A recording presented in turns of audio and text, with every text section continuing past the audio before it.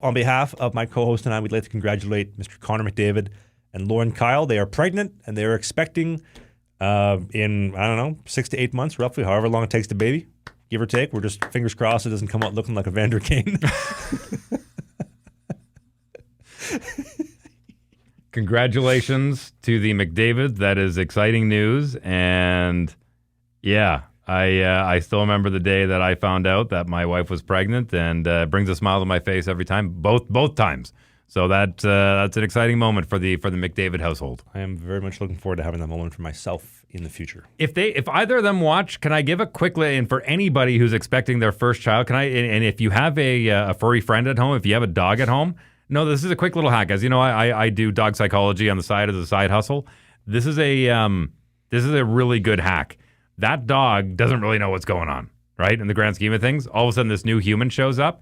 What you want to do is, after the baby's born, whatever they swaddle the baby in, if you can get a hand on that after and get it home to the dog and let the dog smell it ahead of time, the dog's going to be able to figure it out. And I'll give you a perfect example of that. I did that when my first was born, and when we got home and with the baby in the carrier and everything, my mother was staying with us at the time, and she let our Great Dane out. And the Great Dane came out, and because the Great Dane was familiar with the smell of that swaddle, as soon as my wife came into smelling distance, she went right down on her back in a surrender position because she knew. Really?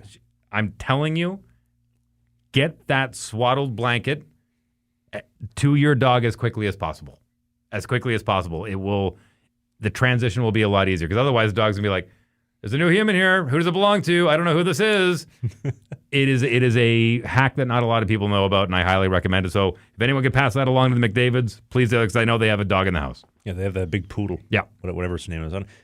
Am I the only Labradoodle, I think. I don't know, like the big golden thing. Yeah, it's a Labradoodle, I think. Yeah. I find it so interesting because even though like they're expecting, obviously he's not a virgin, but does he not strike you as this type of dude who, like, he's a virgin, he's never kissed a girl, like, yes, he has Lauren as kind of like the accessory, and they have the home and they sleep in the same bed, but he's just so focused on hockey that he does not have any activities for ladies. Let me put it to you in an analogy that I heard when I got into the broadcasting industry. Broadcasting has to be your wife, and anything after that is your mistress. And I think for Connor McDavid, hockey is his wife. And, I mean, this is no disrespect whatsoever to Lauren Kyle. That's her name, right? Yeah. No disrespect to her whatsoever. I mean, they are in love, obviously. But hockey has been his entire life. Everything that goes along with it, he won't fully understand the importance. He'll get it, but he won't fully understand the importance of his family until he's done with hockey. Mm-hmm. And I'm not saying it'll be a come to God moment or anything, but hockey is his love. Period. And he shows that on and off the ice. I wonder if he wins one in the next month, if he'll like lighten up and you'll start actually seeing the real Connor McDavid. Because when I see Leon in the locker room or Hyman or like guys like that, it seems like a really, really good locker room, and the boys are it's like a fun time in there, like a really tight-knit group. But then you see McDavid, at least I think to myself, I'm like, this guy looks like he has like no personality. He's boring. He's just like, I have to score goals. We have to win. You know, obviously he gets excited, like, let's go, boys. Effing rights anytime I score. Well, look, he's been conditioned since he was a young man. You're going to win a Stanley Cup. He was told that. You are the best player in this age group all the way through. You're the best player in the draft. You're the best player in the league. You're the best player in the playoffs. You're the best player in the locker room. You're the best player, You're going to win a Stanley Cup. So until he gets that Stanley Cup, he is unfulfilled. Mm-hmm. He is completely unfulfilled, and that is his only goal.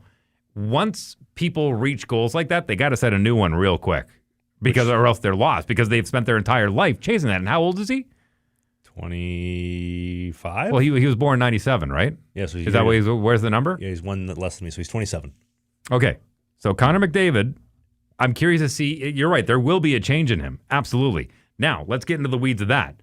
Who do you like in this best of 7 final? The rematch, because I'll preface it by saying, I think Connor McDavid learns from his mistakes. He's done that his entire life. So did he learn enough in that loss last year to get him over the hump? That's the scariest part, though. They look like a well-oiled machine. I feel like last year there was like we're going to try our best to win the conference final and get to the mug, and we're going to try to win it all. This year it looks like calm, cool, and collected. We're going Really? Did you see their regular season? No, as far as They were up and down more than a roller coaster for crying out loud. as far as the playoffs go, even though they get rinsed, Stu. They almost lost to LA. I know Skinner puts them down 2-0, and then Connor McJesus and Pride of Winnipeg, Calvin Pickard says, "Here we go." They go up 2-0 against Vegas. Skinner blows another game, and then McDavid turns it on. And even in the Dallas series, they're running roughshod over the Stars, like that nasty 2-on-1. McDavid, The 3-on-1. 3-on-1, sorry. McDavid tomahawks the skates, opens up, gives it back to Leon, and then he just rips it top corner, nasty selling on Ottinger. Leon having the one-timers, basically from the boards, ripping it top shelf on Ottinger. And you got to feel bad for Ottinger because I have a stat for you here.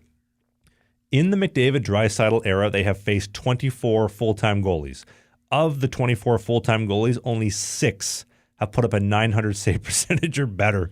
And you know who one of them is? And I don't know your stats. I haven't seen this list, but I guarantee you Bob's one of them. Bob was one of them, yes. Okay. Hey, if you enjoyed what you just saw, we do new clips every single day, twice a day on the Clips channel. You see clips right here. And beside Dave's crotch, we have a full-length show every single Sunday, right by my hand. Click right here.